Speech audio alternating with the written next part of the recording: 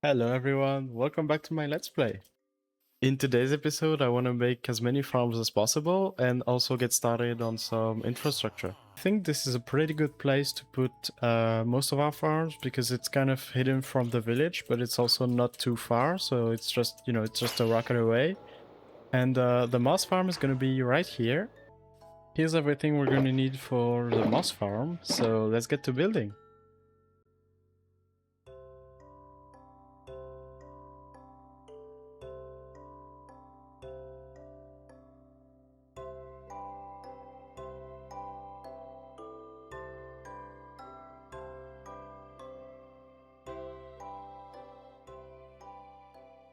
Okay everybody, so the farm is done now. Let me turn it on. So it has two modes. One where you can get both moss and bone meal, and another one where you can get only bone meal. But for now I only want some bone meal, so I'm gonna turn this on in this mode. And I'm actually kind of proud of this because it's my own design and it took me like a full day to make. So seeing it work now in survival, I'm kind of happy, you know? So you have to get some precise timings to make sure that you don't get any cobblestone generating. And also that the water washes away quick enough before it spreads again, because it cannot spread if there's water here. And so a cool thing about moss farms is that if you build them right, they can be self-sufficient. Which means that the bone meal coming in here is like there's more bone meal coming in than bone meal getting used. And so at some point you get an excess. And all of that bone meal turns here, goes down here into this crafter. And we can make bone blocks out of it and just get some bone meal for free. And I think it's already working because I put in 2 stacks and 11 bone meal and now we have 2 stacks and 40. So yeah, I'm glad this is working. Okay, I'm tired of mining 1000 trees every time I have to do a project, so the next farm we're gonna build is definitely gonna be a wood farm. And since we also built a bone meal farm just a moment ago, it's gonna be way easier to run if we have infinite bone meal. So yeah, let's go and build a wood farm. It's been a long time since I crafted one of these. We also need 2 slime blocks and 12 sticky pistons, so I'm gonna spend the night at the swamp and see if we can get some slimes. I had to go to another swamp that's actually 3000 blocks away from my base, because I wasn't getting any at the first one. Oh, also, I put smite on my axe, so I think I can one-shot undead mobs. Yeah, because I never think about using my axe for combat. And maybe this is gonna, encourage me to use it. Oh, I should also look for a witch hut, because I want to build a witch farm. Yes. We can come back to this maybe in the next episode when we build a witch farm. Let's go back to our base. It's all the way over there. I had to go from this swamp to this one. Because I had no slimes on the other one. Maybe it was too small or something. So the wood farm I want to make is a heavily modified version of Ethos Lab's tree farm from his survival world. And it's a really tall building, so if I built it here, it would end up being higher than the flag. So I looked for a place that was a bit lower. And we have a nice river here, where I think I could build it, and the top would be about there. So I think we're gonna build it here.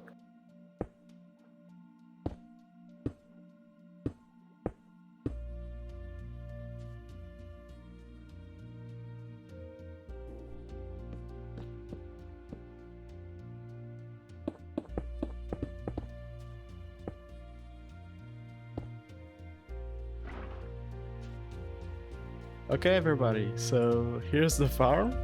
I know it looks kind of weird, but we're gonna do a test run and you're gonna understand why it's like that. So it needs TNT, and it doesn't use any TNT dupers, so I have to feed it manually. So what you do is you put 16 of basically any sapling on here, and you bone meal it, and then you look at the height of the trees. So dark oak doesn't go all the way to the top here. It only stops at like half. And this can do up to 6 TNTs that you have like 3 here and 3 here. And since we're not going to need 6 TNT here, we can flick this lever up to set the farm to the 3 TNT mode. Then we simply go up here. We break the leaves where the TNT is going to fall. We fall down, get pushed back up, break these. And when it breaks, there we go. You go in to gather the logs that fall on the ground. And then you can just break the rest. Any items that fall in the water, they all end up going here and then down here and back up right here. And so we get all the saplings and all the logs from this harvest. And then the leaves gradually break into saplings and also end up here and then into here. But yeah, overall it's a pretty cool design, and I think I'm gonna use that pretty often. So the original design is by Ito's Lab on YouTube. I kind of modified it, so the item collection system, instead of being a ton of hoppers, it's now just a bunch of water streams and it all ends up here. And also when you get all the way to the top, you get pushed. I added that. There's also a hopper minecart below this, in case some logs fall here. They end up being collected and they go here into the stream and then they go back up here. It costs a lot of TNT, but once we have a gunpowder farm, it's gonna be quite cheap, I think. I wanna go check out the Bastion here. Let's see if we can get anything in the chests at the center.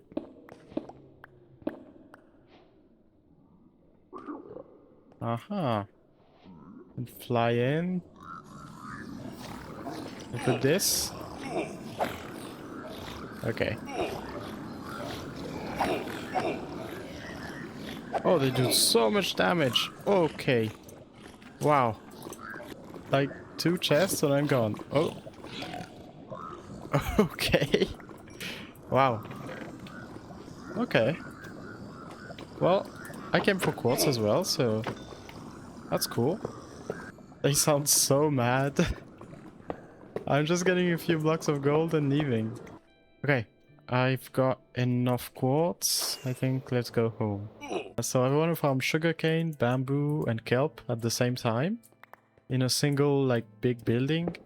And we're gonna need a lot of stone as well as a lot of mud. So we're gonna go to a mangrove swamp. I think we saw one like 2 episodes ago.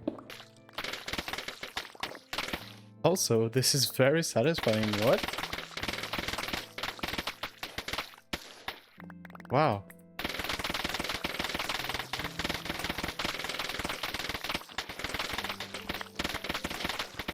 I'm having so much fun mining mud that I actually got a few more stacks than needed. So yeah, we can already go back.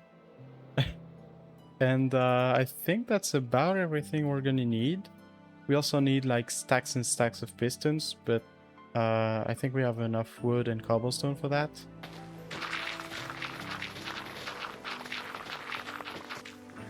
So we'll have a chest here, hoppers here, and then we would have the rails go all the way here, then back here. Over the rails we have the mud, and over the mud we have the sugarcane. Yeah, that could work. I want to make this really long, 48 blocks long I think. So we're gonna have to dig into the mountain a bit.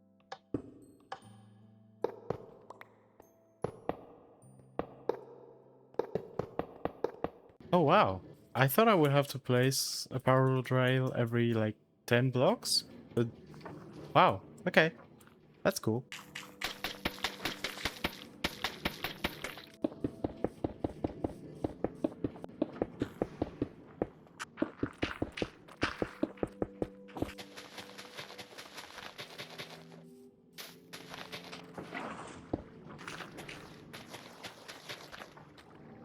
Okay, that's all the sugarcane I have, so it'll have to grow and then I go and plant it further. So observers are kind of expensive and I didn't want to put one observer over each piston here. So the way we're gonna activate this is with daylight sensors. Whenever the day changes enough, the output that they give changes, and an observer can detect that and then give a short pulse. So we just have to count to 15. And then we place a block right here with an observer facing into it. And then you can see it already activated. Whenever we change the block over the observer, all the pistons in this row activate. So you just have to copy it on this side, and the farm will be basically done. I just have to add some lights on these walls, because during the night I also want the sugarcane to grow.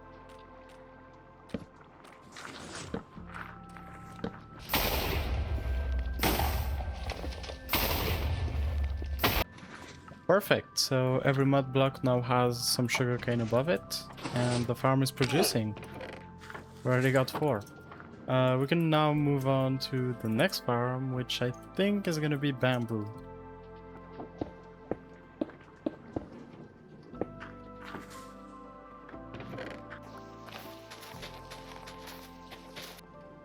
So since bamboo can grow a bit higher than sugarcane, I'm gonna have to mine like maybe 7 or 8 blocks just in case.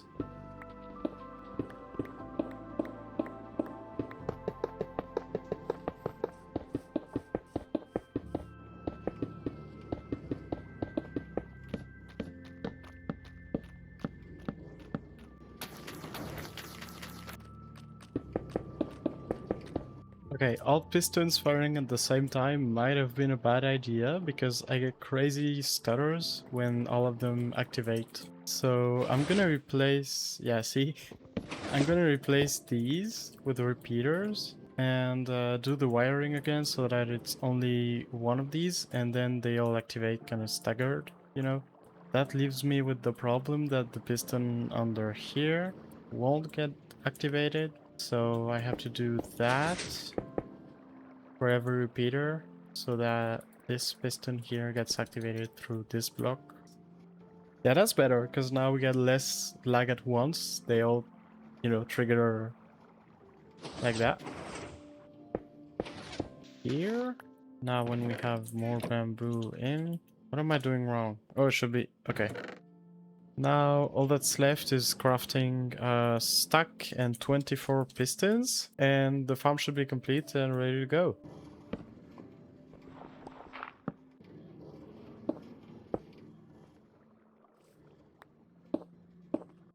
Okay, now let's move on to some infrastructure. I want to start making another tunnel network, so we're gonna need a ton of obsidian to make portals around the world.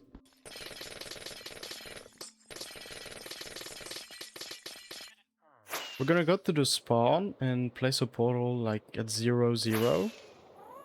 And then we're gonna move the one in the nether up to layer 110. And link this one up to the one down in our base. So we're gonna make a portal here. Okay, so we light this one up, then we go in.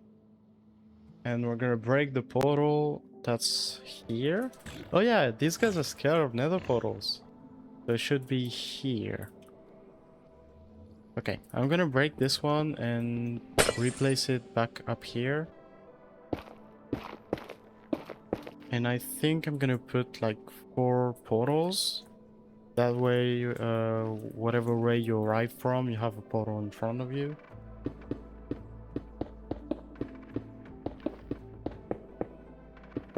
That's already a lot of obsidian. Okay, so these should all lead to the portal we have at spawn, I think. Yeah, okay. Then we can go back, and this one should connect to the other ones here. Okay, perfect. And we're at minus 50, 29. The closest way to a 0 would be that way, and then this way. So I have to rotate this portal, so we can move it like this. Oh. Now we make sure it leads to our base, because... Okay, perfect. Now we go back in. Okay, and we dig this way, I think. Yeah, that way. So we just have to go to Z equals 0, and then we make a right turn. And we mine until X equals 0, and we should be facing one of the spawn portals. And the first two portals are linked. Perfect. The next one I'm gonna connect is the end portal. There we go.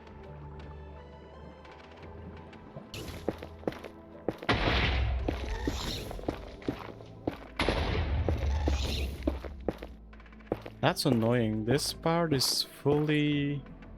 like the roof here is kind of raised. So we're not gonna be able to just dig our way into the roof.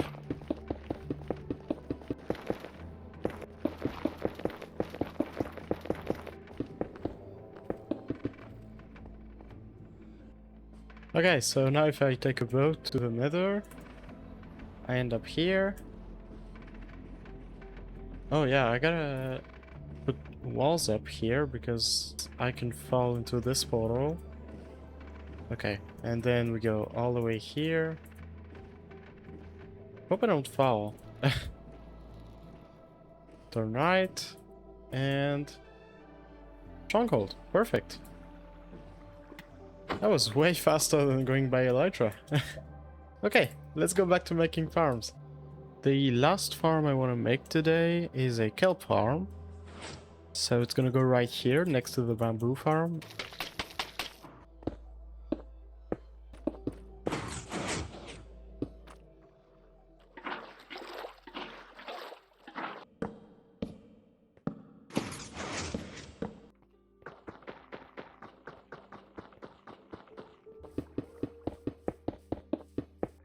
Okay, so it's gonna be quite similar to the bamboo farm, where we have one double chest for the processed items and a simple chest for the items that it produces. And now the dried kelp should come into here. Yes, perfect. And when we have 9, it should get crafted into this hopper and then put into the smoker. Okay, maybe a smoker is too fast for this farm because as you can see here we have dried kelp blocks still in and we're basically losing fuel. So I'm gonna replace it with a normal furnace. Okay, maybe it's not the best solution, but whenever our nether ends up here, now it goes into this little sub-tunnel. So it floats up and then goes on here. So I'm trying to decorate the farms a little bit for the thumbnail. And I'm trying to decorate it using only things that they produce. Yeah, I guess something like that could work. Okay, maybe we're onto something. Yeah, I don't know. I don't know. That's gonna have to do for now. Yeah, I guess that looks a bit better than plain stone, but I'll have to come back to it later to decorate it a bit more. But yeah, that's where I'm gonna leave you guys for today. Thank you so much for watching till the end. And yeah, I'll see you next time. Bye bye.